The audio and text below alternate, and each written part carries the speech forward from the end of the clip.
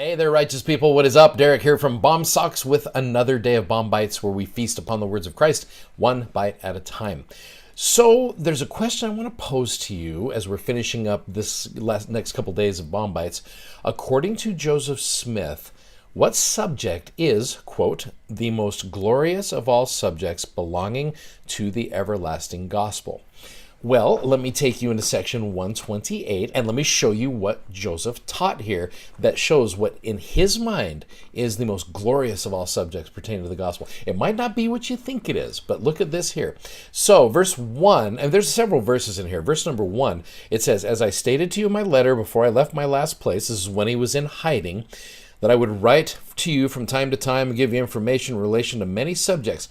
I now resume the subject," and he touched on this in section 127 a little bit, "of baptism for the dead, as that subject seems to occupy my mind and press itself upon my feelings the strongest, since I have been pursued by my enemies." Now, I think this subject is something that was on a lot of people's minds. You look at the Come Follow Me for this week, you're introduced to a woman by the name of Jane Nyman. Now it says, in August of 1840, a grieving Jane Nyman listened to the prophet Joseph speak at the funeral of his friend Seymour Brunson. Jane's own teenage son Cyrus had also recently passed away. Adding to her grief was the fact that Cyrus had never been baptized, and Jane worried what this would mean for his eternal soul.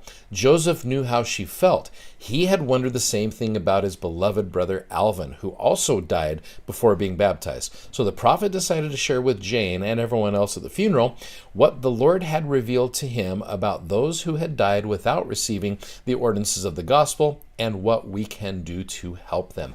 So you can see back then when someone had passed away, you had a family member or loved one pass away, and all for everything that you knew and had been taught, that person was lost. So you can see why this occupied people's minds. I mean, Alvin was a hero to Joseph. Everybody loved Alvin. Jane Nyman, loved her son Cyrus. So you can see why this is such a sensitive subject to people, because they're like, I don't want to know that my loved one is gone and I'm never going to see them again.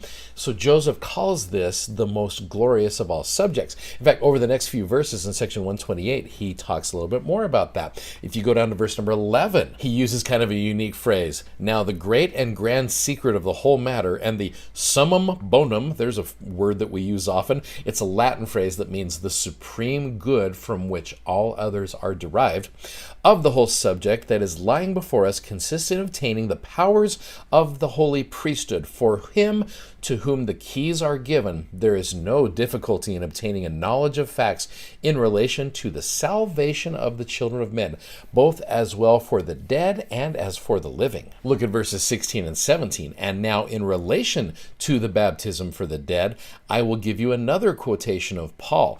1 Corinthians 15:29, which many of you are familiar with, "Else what shall they do which are baptized for the dead, if the dead rise not at all? Why then are they baptized for the dead?" Verse 17, and again in connection with this quotation, I give you a quotation from one of the prophets who had his eye fixed on the restoration of the priesthood and the glories to be revealed in the last days, and in a special manner, here's where this original question that I brought up to you earlier, "this most glorious of all subjects belonging to the everlasting gospel, namely the baptism for the dead. For Malachi says, last chapter, verses 5 and 6, 'Behold, I will send you Elijah, the prophet, before the coming of the great and dreadful day of the Lord. And he shall turn the heart of the fathers to the children, and the heart of the children to the fathers, lest I come and smite the earth with the curse.'" So here's Joseph who says this subject is the most glorious of all subjects.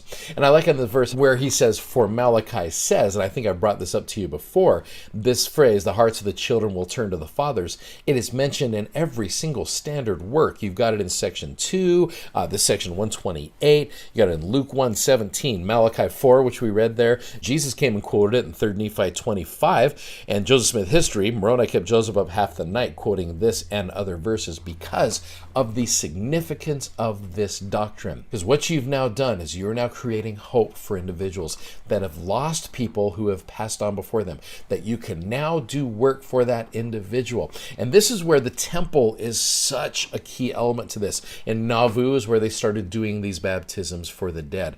And so that's where you start seeing this becoming such a powerful welding link between the generations. Now that phrase comes right from verse 18. I might have rendered a plainer translation to this, but it is sufficiently plain to suit my purpose as it needs. It is sufficient to know in this case that the earth will be smitten with a curse unless there is a welding link of some kind or other between the fathers and the children upon some subject or other. And behold, what is that subject? It is the baptism for the dead.